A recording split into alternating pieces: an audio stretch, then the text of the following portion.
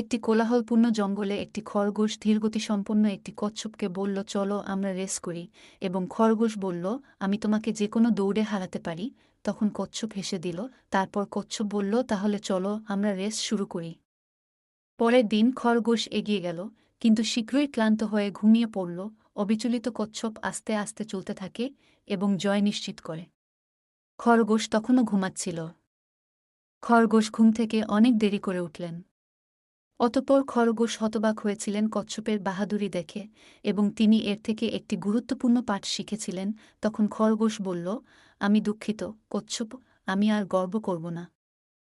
কচ্ছপ হাসল, নম্র এবং স্থির থাকা রেসে জয়লাভ করে, এবং খরগোশ আর কখনো বড়াই করেনি।